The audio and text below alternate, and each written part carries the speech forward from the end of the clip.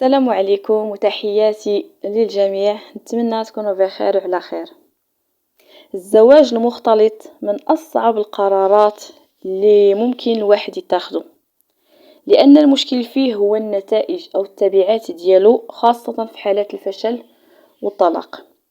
كنلقاو الحضانة والنفقة فيه أكثر صعوبة من الزواج العادي، يعني الزواج العادي بين أبناء الوطن الواحد كيكونوا خاضعين نفس القوانين ما كيلقاوش مشاكل. ولكن في الزواج المختلط كنلقاو صراع ونزاع بين قوانين، لان كل بلاد كتضرب على المواطن ديالها ومصلحه المواطن ديالها. ممكن يوصلوا بعض المرات لاختصاص اخر وهي الاتفاقيات الدوليه. في هذا الفيديو غنحط جوج الحالات ضحايا هذا الزواج وضحايا لهاد الاتفاقيات الدوليه. هما بجوجهم مغربيات وبجوجهم زوجين من نفس الجنسية، هي الجزائر. الحالة الأولى هذه تحطت يومين، هذه ديال مغربية عايشة في كندا، مزوجة كما قلت جزائري، وعندهم طفل في عمره 3 سنين. من بعد عدة مشاكل طلقوا. المحكمة الأسرة عطاتها الحضانة الكاملة على الابن ديالها، وعطاو الأب الحق أنه يشوفوا مثلا 3 أيام في الأسبوع لعدة ساعات. من بعد واحد المدة بدا يعني يحس براسو، كسب شوية الثقة ديالها. قال ليها، طلب منها أنه يخرج الدري من كندا يديه باش يزور عائلته حيت والديه مرض، وتعاطفت معاه حيت قال ليها بأن الأب ديالو يعني الشوف ديالو صافي مشى قرب يتعمى، والأمنية ديالو أنه يشوف الحفيد ديالو. وباش انه يكسب الثقه ديالها ويحسسها بالامان مشى معها للمطار وقطع بيي الي روتور، يعني مده 28 يوم. قالها 28 يوم وغنرجعوا. صافي خلاتو، خرج الطفل من كندا. دازت 4 ايام قطعات الاخبار عليهم، يعني قطع عليها التليفون، بلوكاها من الفيسبوك وهذا من السوشيال ميديا. ما بقاتش بلوكاها من وسائل التواصل، ما بقاتش كتواصل معاه. صبرات حتى فات المده ديال اللي وصلت زعما اللي كان صافي غيكون روتور. مشات للمطار، ما جاوش في ديك الطياره، قالوا لها ما كاين الاسم ديالو والاسم ديال الولد ما كاينينش في اللائحه ديال الركاب ديال الطياره. من بعد ما مشات للبوليس والمحكمه والقاضي قالوا ليها بانه للأسف ما كايناش اتفاقية بين كندا والجزائر من أجل استرجاع الأبناء. والحالة الثانية هي هذه ماذا لها دازت في الأخبار في القناة ديال دوزيم. حتى هي مغربية ومزوجة جزائري، كانوا عايشين في أمريكا. من بعد باع كل شيء ودخلوا استقروا في وهران. من بعد ما قررت أنها تزور عائلتها تحايل عليها، المهم صفتها بوحدها وخلى البنات معاه.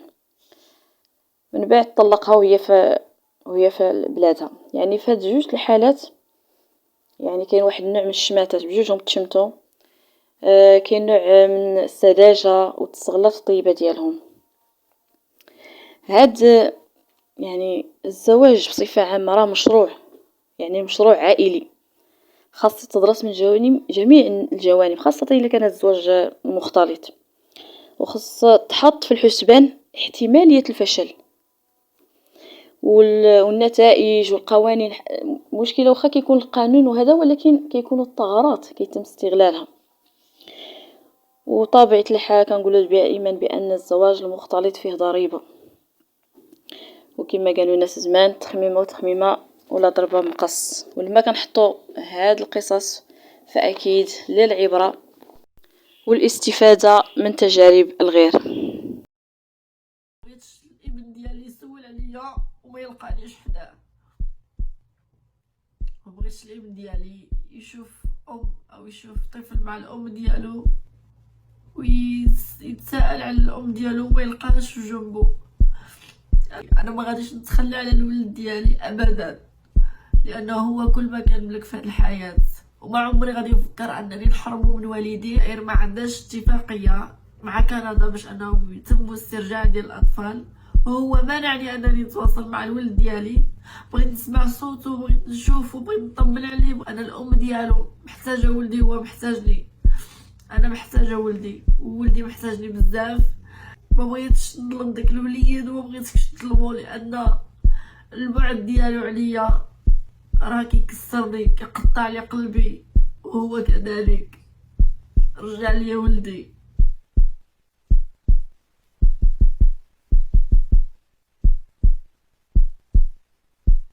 كنتسنى الرحله اللي غادي ينزل فيها الوليد ديالي. للاسف ما نزلش. كانت واقفه في البوابه ديال المسافرين اللي خارجين من المطار مده 3 ساعات ونص. كنتسنى الوليد ديالي يطلع او يخرج غير نشوفو. طفى ليا ديك الحرقه اللي هو بلوكيني مده تقريبا 3 الاسابيع. ما كنتواصلش مع الوليد ديالي. بغيت داك الحرقه هذيك تطفى، والله يسامح ماشي مشكل. منعني انني نتواصل مع الدري، قلت ماشي مشكل، اهم حاجه انني نشوف ولدي. للاسف 3 ساعات ونص وانا كنتسنى، ما طلعش الوليد، ما شفتوش. توجهت للشرطه باش نسول على اشنو واقع بالضبط. عطيتهم الاسم ديال الوليد ديالي والاسم ديال الاب ديالو والرحله اللي غادي تنزل. للاسف كنكتشف بلي ان الرحله نزلات في الوقت ديالها، ولكن الاسم ديال الابن ديالي والاب ديالو ما نزلوش، يعني ما كانوش نهائيا في الرحله. كانت هذيك هي الصدمه. ثم بدات المعاناه ديالي ديال بصح لحد الان مازال كنعانيها. الوليد ما رجعش، ما كاينش تواصل بيني وبينه. الاب ديالو هو السبب. امنته بولدي، امنته انه يسافر مع ولدي باش يشوف العائله ديالو، ولكن هو خدعني، كذب عليا. لان ملي التحقت لان ملي التجأت القانون مع المحاميه والشرطه كنكتشف بلي انه هو كيتواجد في المانيا، يعني حتى الجزائر ما دخلش ليها.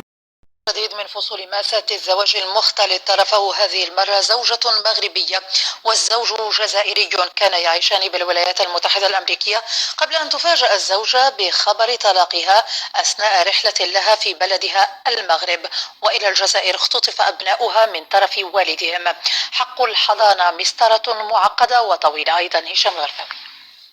هند ميكو 37 سنة دخلت منذ 8 أشهر في معركة حقيقية مع زوجها الجزائري لاسترداد أبنائها الذين يعيشون معه في الجزائر.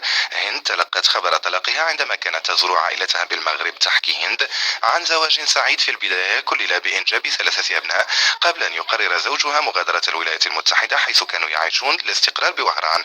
هنا بدأ الكابوس. عامين ما دخلتش المغرب، يعني كان الوقت كي قلت له نجي قال لي ما تجيش، ما تاخديش البنات تجي بوحدك. هو بيديه وصلني للمطار وجيت. هي هذيك دخلت للسبيطار، دخلت لا كلينيك، لانني كي مشيت لعند الطبيب عند الاعصاب والبسيكياتر وداكشي قالوا لي احنا ما نقدوش نقولوا بان هذا الوزن ديالك اللي منخفض لهالدرجه، يعني 43 كيلو وصلتي لها غير هكاك. ما فاش عندنا كنا تنقولوا بانه ما غادي تكملش عندها 8 ايام، غادي تلقى الله. ضاع عندها مهيئه من احسن ما يكون. داكشي كله ودا لي ودا الجزائر، وباع لها السياقه ديالها ودا لها الفلوس ديالها اللي عندها في البنك. مبعث الحسرة الكبيرة لهند فقدانها أبنائها 3 الذين يتجاوزون 7 سنين من العمر. دقت هند كافة الأبواب لأجل مساعدتها على استرجاع أبنائها، لكن القضية معقدة. برغم ذلك هي مصرة على الاستمرار في المعركة. انا الطلاق ما عنديش معاه مشكل، يعني ما غاديش نلزم واحد الانسان باش يعيش مع واحد المراه هو رافضها. هذا حقه الطبيعي كما حقي انا الطبيعي، وكنحترم داكشي. بالحق الحاجه اللي ما كنحترمهاش وما كنتقبلهاش هي انه الحضانه تبقى له. الحضانه شرعا يعني شرع ربي ليا، القوانين الوضعيه كتعطيني الحق في هاد البنات. إمكانية استرجاع أطفالها على التراب المغربي صعبة. هذه السيدة يجب أن تقوم بذلك في التراب الجزائري، ولأجل التدخل لدى الحكومة الجزائرية لأجل استرجاع هذه السيدة لأبنائها في المغرب. هذا حقيقة مشكل معقد.